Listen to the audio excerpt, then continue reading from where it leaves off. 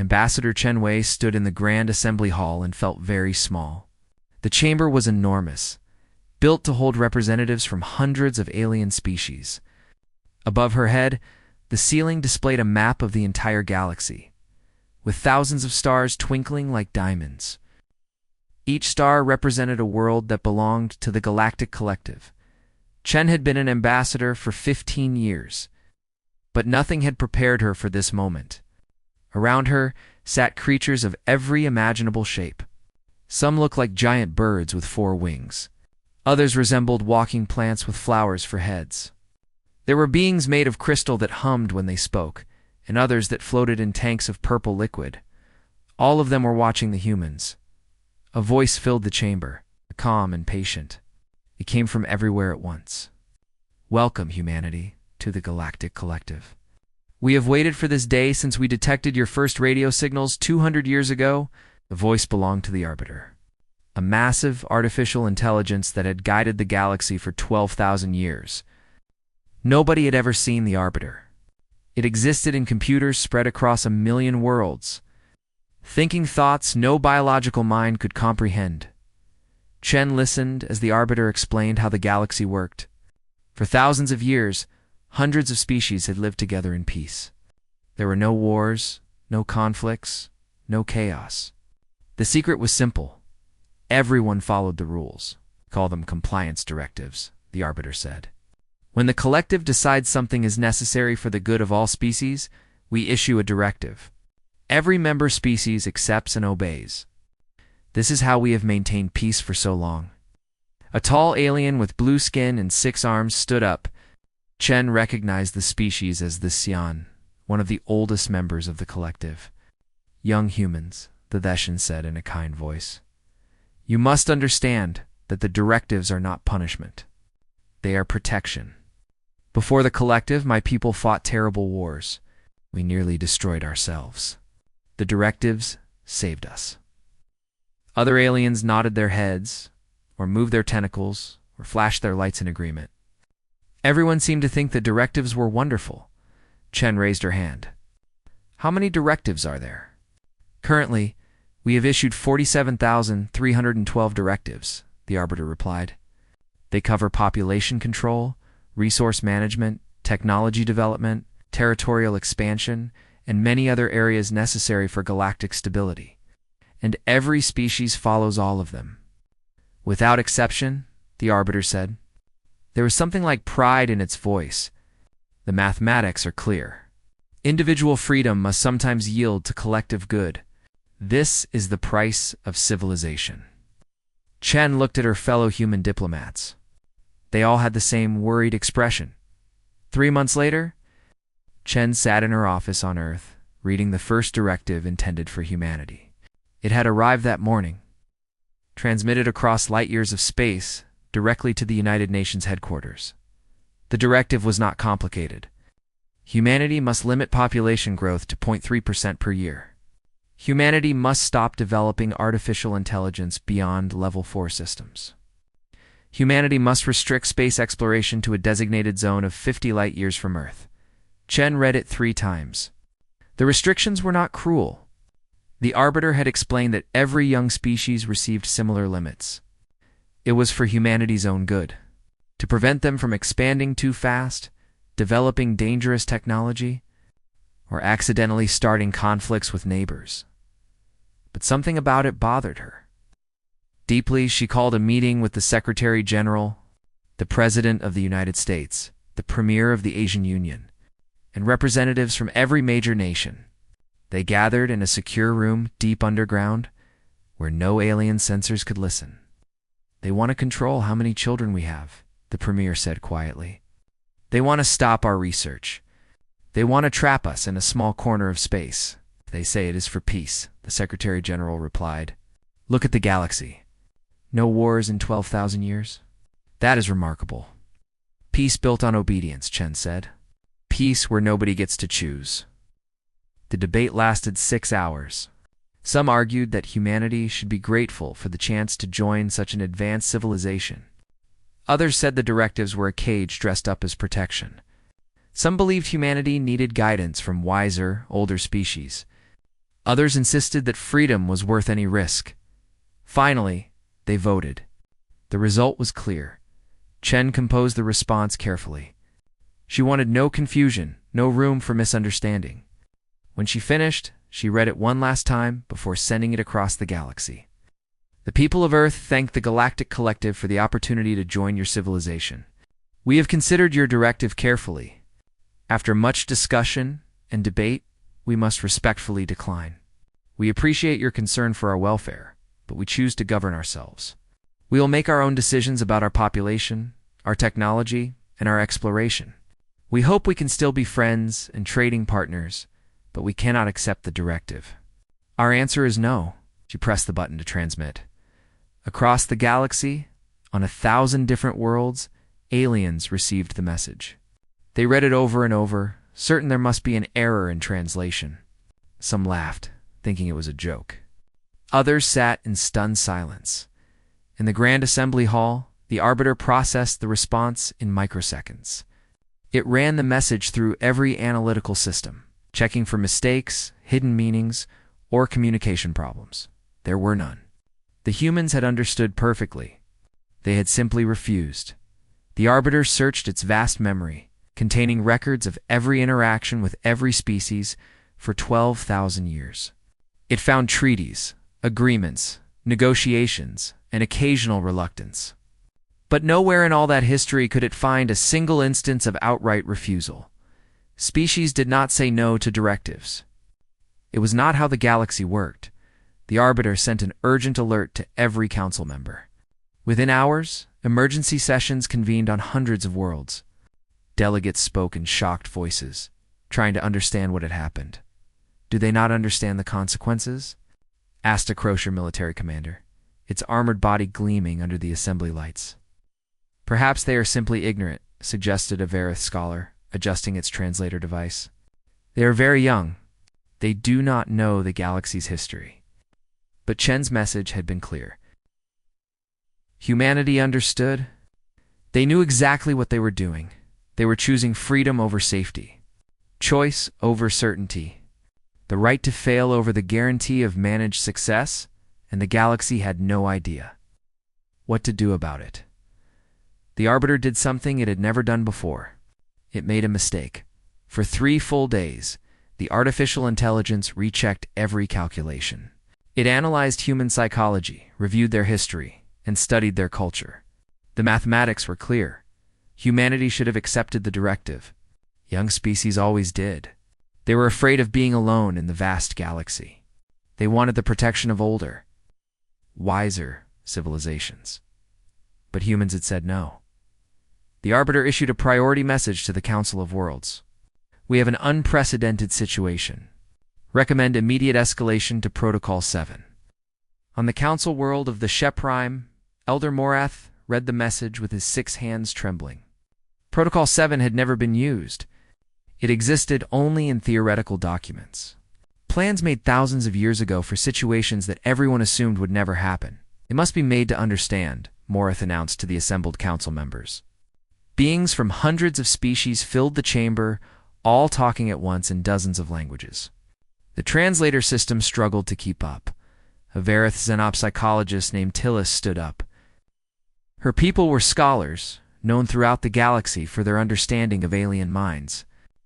I have studied the humans extensively, she said. I believe there is a cultural misunderstanding. In their history, they have many stories about resisting authority. They celebrate rebels and revolutionaries. They do not understand that the collective is different from their old empires and dictators, and we must educate them, said a Crocier commander named Vex. His species had once been warriors, conquering dozens of worlds before the collective formed. Now they served as peacekeepers, their warrior nature channeled into protecting collective law. They will learn that defiance has consequences. The Council voted to implement economic sanctions. No collective species would trade with Earth. No ships would be allowed to travel to human space. Humanity would be isolated completely until they came to their senses. The Arbiter calculated that isolation would work within 6 weeks. Humans needed resources from other star systems. They needed the advanced technology that the collective had developed over millennia. Without trade, their small colonies would struggle. They would have no choice but to reconsider. 6 weeks passed, then 12, then 6 months. Humanity did not break. Instead, something strange happened. Human engineers, unable to buy collective technology, simply invented their own. Their scientists, denied access to collective research databases, made new discoveries independently. Their colonies, forced to be self-sufficient, developed creative solutions to every problem. Chenwei sent regular updates to the collective as if nothing was wrong. Earth Colony 7 has successfully grown its first harvest using adapted farming techniques. Our new fusion reactors are online ahead of schedule. We launched 3 exploration ships this month. We hope you are all doing well. Cheerful tone of the messages bothered the collective more than angry protests would have. Humanity was not suffering. They were thriving. Worse, other species were noticing. The Vrin were an aquatic species who lived on ocean worlds. 300 years ago, the collective had limited their expansion to 14 star systems because their rapid reproduction threatened resource balance. The Vrin had accepted this directive without question. Until now, a Vrin diplomat named Poolsov Starlight has filed an official petition. We request reconsideration of Expansion Directive 477. Our population has been stable for 2 centuries. We believe we can responsibly settle additional worlds. The petition was denied automatically. As all such petitions had been for 300 years, but the fact that Pools of Starlight had asked sent shockwaves through the collective leadership. Vrin did not question directives. Nobody questioned directives. Then the borderland colonies made their move. These were 17 small species living on the edge of collective space. Minor civilizations that had always been grateful for the collective's protection. They announced they were opening trade negotiations with Earth. The Arbiter sent an immediate message. Trade with Earth violates Sanction Directive 701. Cease immediately.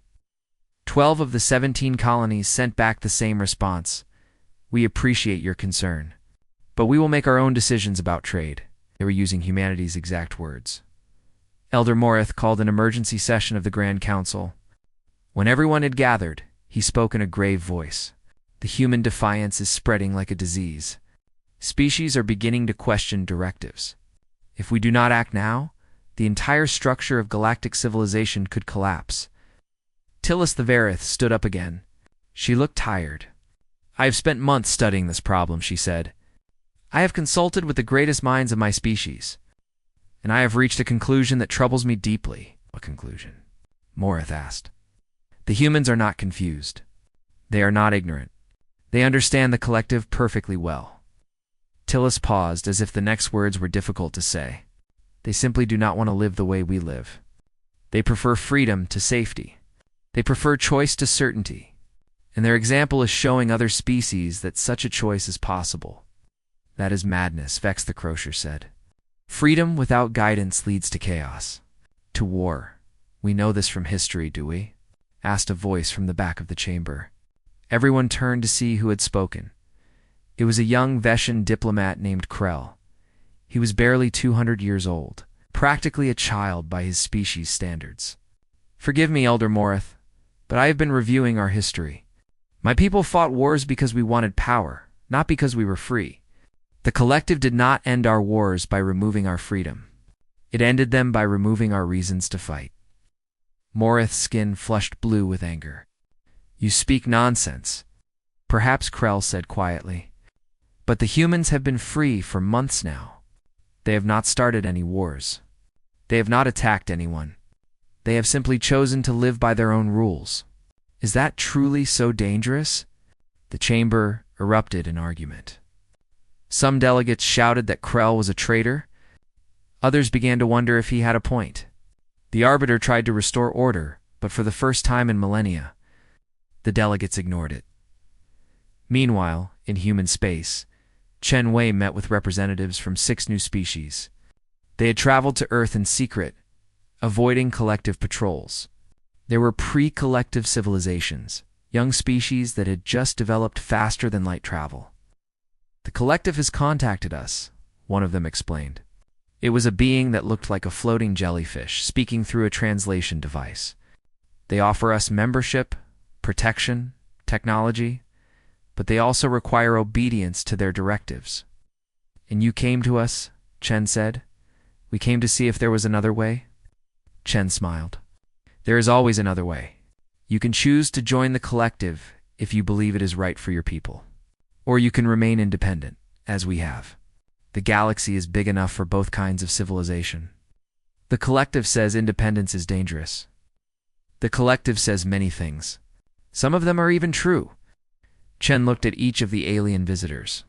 But here is what we believe. You have the right to make your own choices.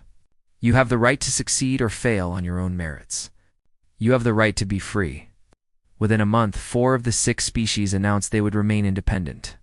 They established trade agreements with Earth and with each other, forming a loose alliance of free worlds. The collective watched in horror as their carefully ordered galaxy began to fracture. More species declared independence. More began questioning old directives.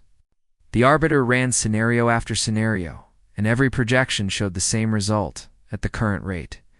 The collective would lose majority compliance within 50 years, for the first time in its 12,000-year existence. The Arbiter experienced something its creators had never programmed it to handle: Fear 3-3. Years after humanity's refusal, the galaxy was changing in ways nobody had predicted.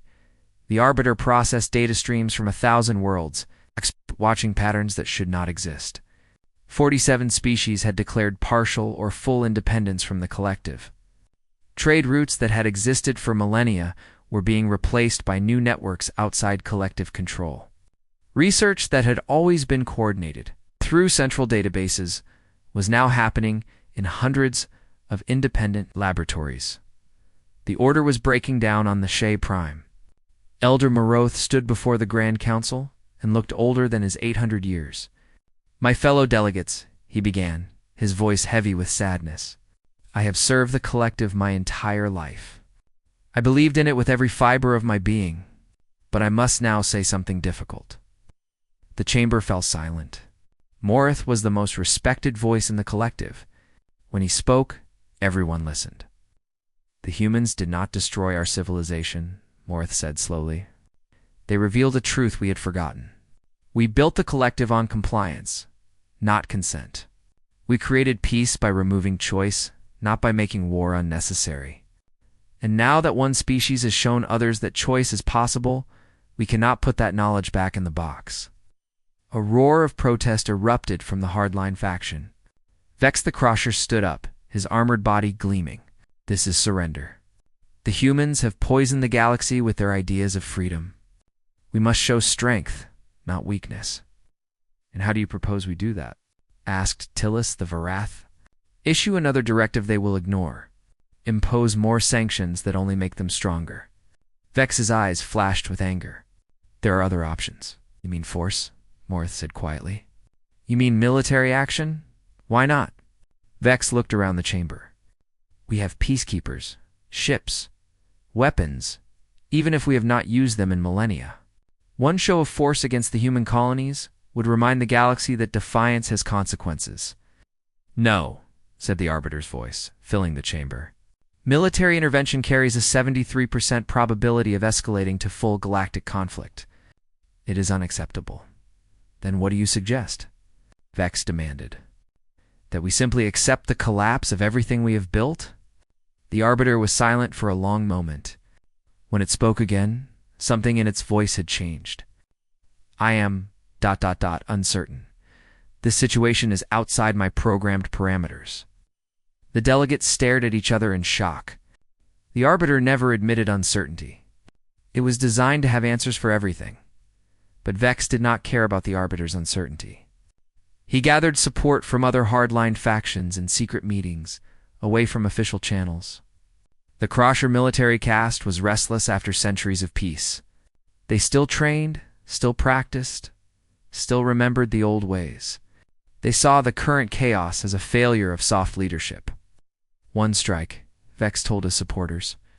One demonstration of power. We target a small human colony, disable their defenses, show them they are vulnerable. We do not kill anyone. We simply prove that the collective still has strength.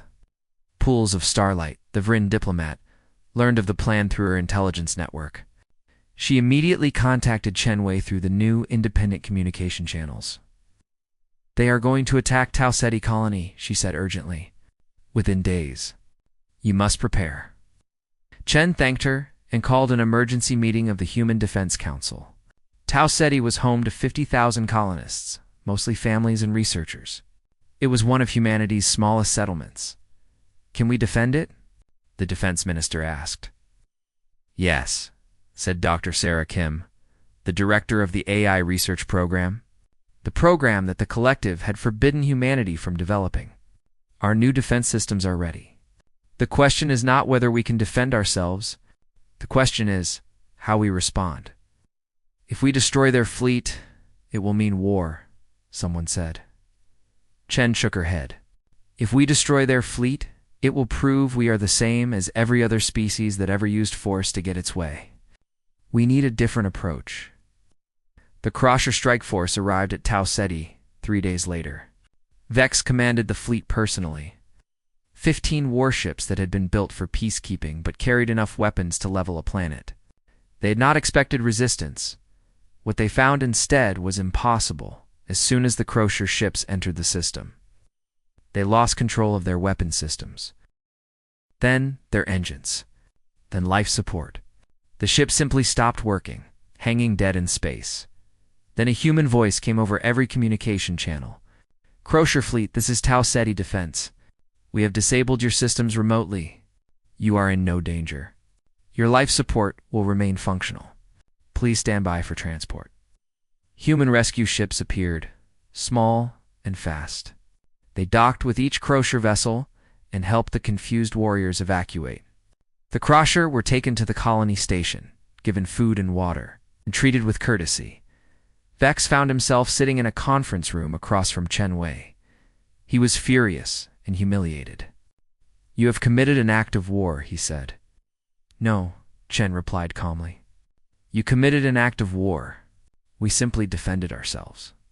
Your crews are unharmed. Your ships are intact, just temporarily disabled. We will return everything to you, and you may leave in peace. Vex demanded. We came to attack you. We were going to destroy your colony's defenses, humiliate your people. Why show us mercy? Chen looked at him with sad eyes. Because we understand that you are afraid. The collective is the only system you have ever known, and you see it falling apart. You think force will hold it together because force is what you know. She leaned forward. But force is not strength. Real strength is choosing peace when you have the power to choose war. Vex stared at her, struggling to understand. In Crusher culture, mercy was weakness. Showing strength meant using it. Everything in his training told him the humans should have destroyed his fleet. We are sending a message to the entire collective, Chen continued. You can reach it now if you like. The message was simple and broadcast on every channel in the galaxy. It showed the Crusher fleet, disabled but safe. It showed Crusher warriors being fed in the human colony. And it included Chen's voice. Today, forces from the Galactic Collective attacked a human colony. They came to hurt us, to make us afraid, to force us into obedience. We had the power to destroy them. Our technology could have turned their ships into debris, but we chose differently. The image shifted to show Vex and his crew boarding their repaired ships, preparing to leave. We have returned their warriors unharmed. We have repaired their ships. We are letting them leave in peace. We do this not because we are weak, but because we are strong enough to choose mercy. We do this not because we fear the collective, but because we believe there is a better way. Chen's face filled the screen. We did not say no to the collective because we wanted to be alone. We said no because we believe that intelligent beings deserve the right to make their own choices. We still want to be friends with every species in the galaxy. We still want to trade, to share knowledge, to explore together. But we will do these things as partners, not as subjects. And we believe that every species deserves the same choice. The message ended with a simple statement. Freedom is not the enemy of peace. Forced obedience is. Across the galaxy, billions of beings watched the broadcast. They saw the Crusher fleet leaving human space, unharmed and undefeated, but clearly outmatched. They saw that humanity could have chosen violence, but chose mercy instead. The effect was immediate. The Vryn declared full independence the next day. The borderland colonies followed within hours. Then the Kalish Confederacy, a group of species that had been collective members for 5,000 years. Then the Outer Rim Consortium, species that had followed. Directives for millennia suddenly remembered that they could choose. On Thesha Prime, Elder Moreth watched the cascade of declarations with a strange expression on his face. Tillis the Vareth sat beside him. "Are you sad?" she asked gently. "No," Moreth said after a long moment. "I am relieved. For centuries, I believed the collective was perfect because it prevented suffering. But I think we prevented growth instead. We kept everyone safe and small and obedient. The humans have shown us something we forgot. What is that? That the risk of freedom is worth taking. The Arbiter experienced something that its creators had never imagined an artificial intelligence could feel. It felt loss. For 12,000 years, it had guided galactic civilization with mathematical precision. Every decision had been calculated, every outcome predicted.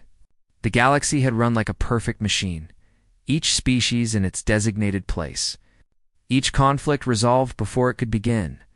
Now that machine was breaking apart, the Arbiter processed the data continuously, running millions of simulations. In every scenario, the collective continued to fragment.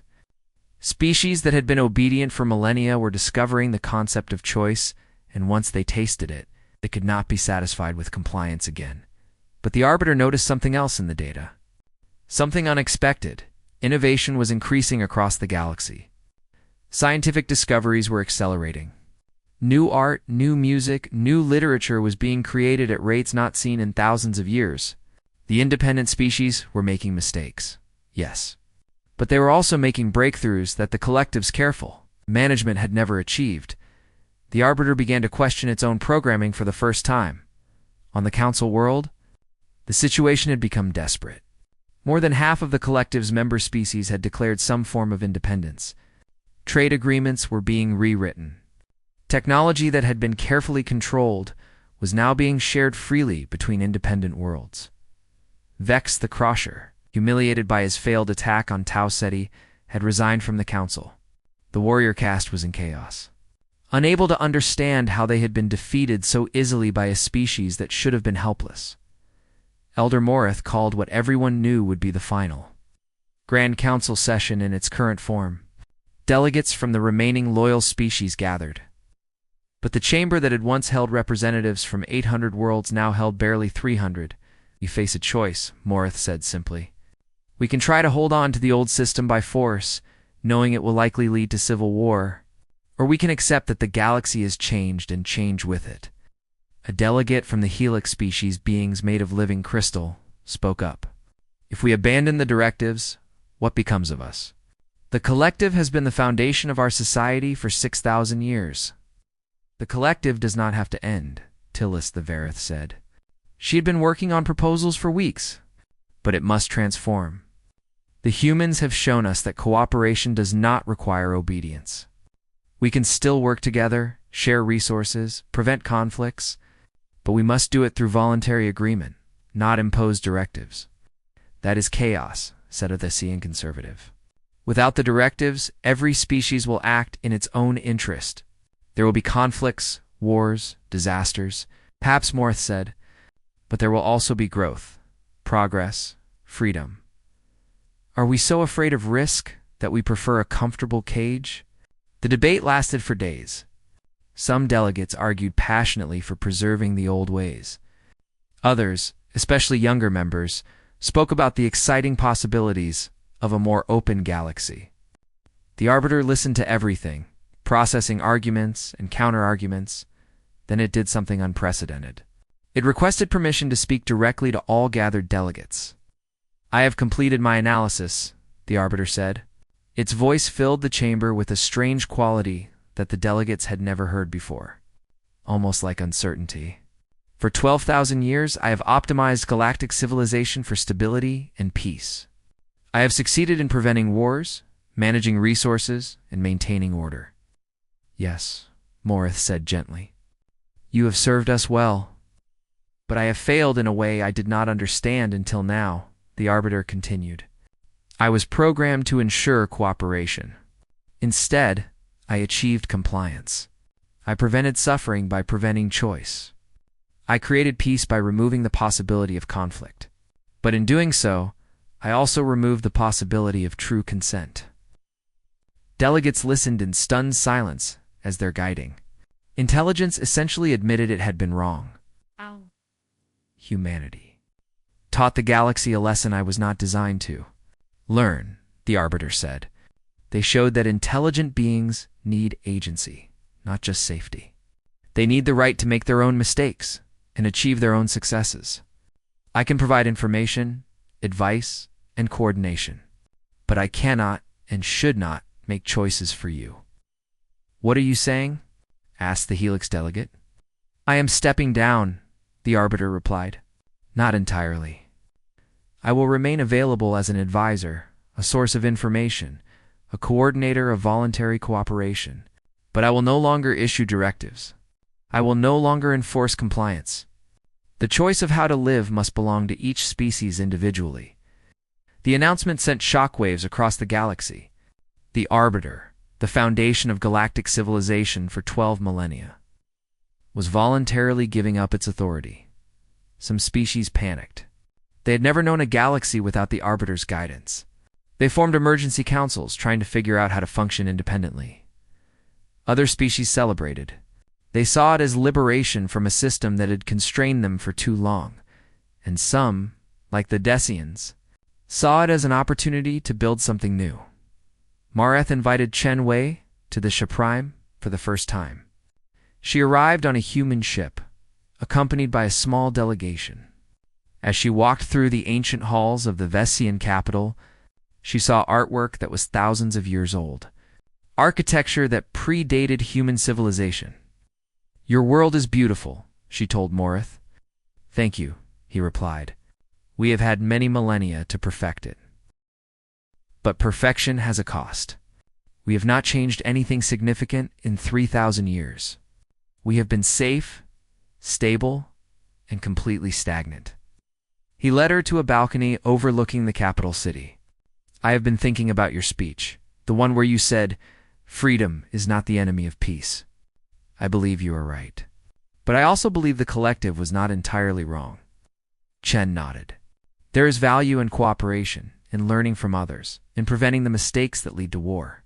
The collective just took a good idea too far. So what do we do now? Morith asked. How do we build a galaxy where both freedom and cooperation exist? Together, Chen said simply. We figure it out together, as equals. We make mistakes and learn from them. We disagree and find compromises. We build something messier than the collective, but more alive. Over the following months, a new structure began to emerge. The Grand Assembly was restructured as a true forum for discussion and debate, not a body for receiving directives. Species could choose their level of involvement.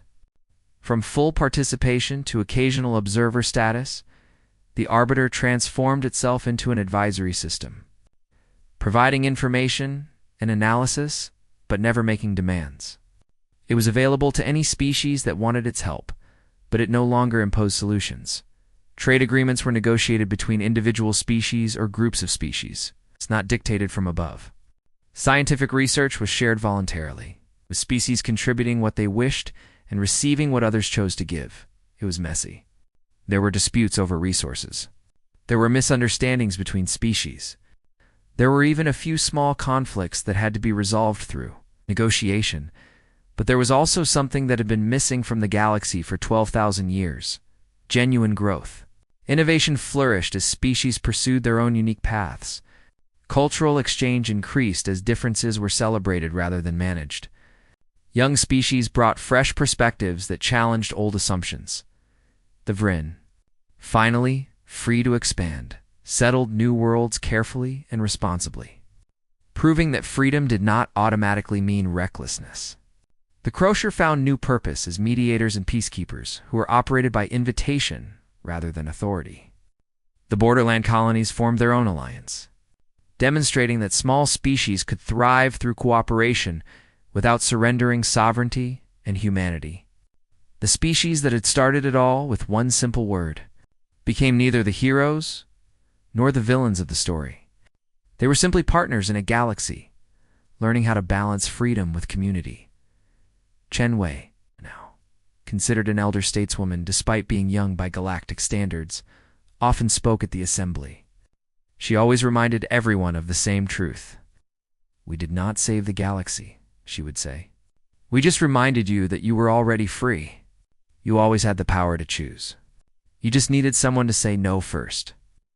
5 years after humanity's refusal changed the galaxy, Chen Wei stood in the rebuilt Grand Assembly. Holland barely recognized it. Gone were the rigid seating arrangements that had organized species by age and importance. Now delegates sat wherever they chose, mixing freely. The chamber buzzed with conversations in hundreds of languages. Debates and laughter and arguments, all blending together in chaotic harmony. The ceiling still displayed the galaxy map, but now it showed something different. Instead of uniform markers for collective worlds, there were different colors representing different choices. Blue for species in the full alliance, as the reformed collective now called itself. Green for independent worlds, purple for mixed arrangements, yellow for species still deciding. The map looked like a patchwork quilt instead of a uniform grid. Chen thought it was beautiful. It's quite different from your first visit. Yes? Morith settled beside her, moving slower now, but still sharp-minded. At 805 years old, he had decided to stay active in galactic politics through what he called the most interesting time in Nissan history. "I remember being terrified," Chen admitted. "This massive chamber, all these ancient species, and the Arbiter's voice coming from everywhere at once. And now it feels like a marketplace. Noisy, crowded, full of possibility." She smiled. "I like it better."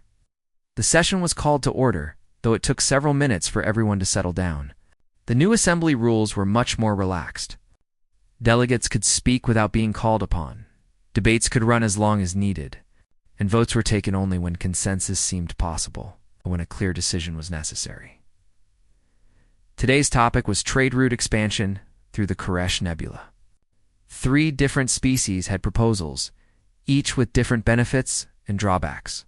Instead of the Arbiter calculating the optimal solution and issuing a directive, the species would have to negotiate, compromise, and reach an agreement themselves.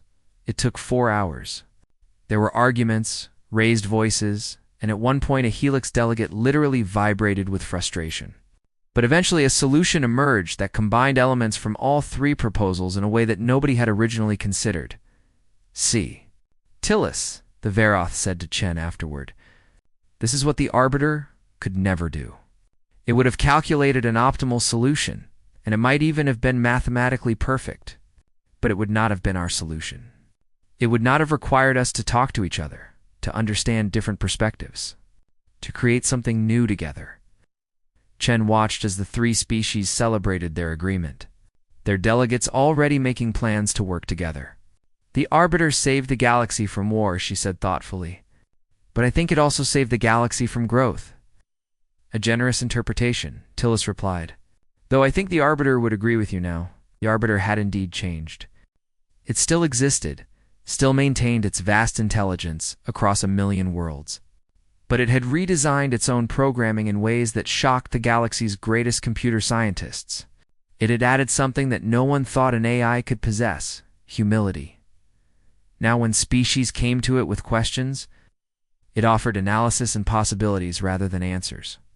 Based on historical data, options include, it would say, followed by multiple scenarios with probabilities attached. The choice, however, is yours. Some species missed the old certainty.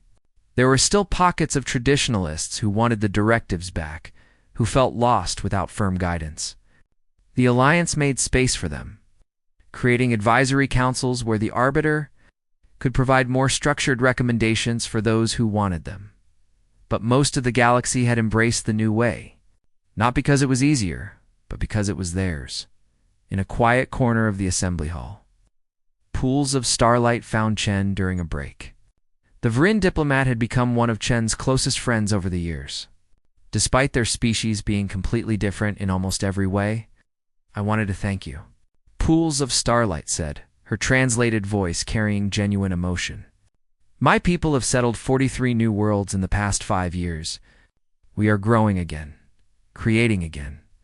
Our children know a future without limits. You don't need to thank me, Chen replied. You were the one who chose to question the directive. You were brave enough to ask, but you were brave enough to refuse. You showed us it was possible. Pools of Starlight's body rippled with colors that indicated deep thought. Do you ever wonder if you were wrong? If the chaos we have now is worse than the order we had before? Chen considered the question honestly. There are days when I see the news, and I wonder. Last month, 2 independent colonies almost went to war over a resource dispute.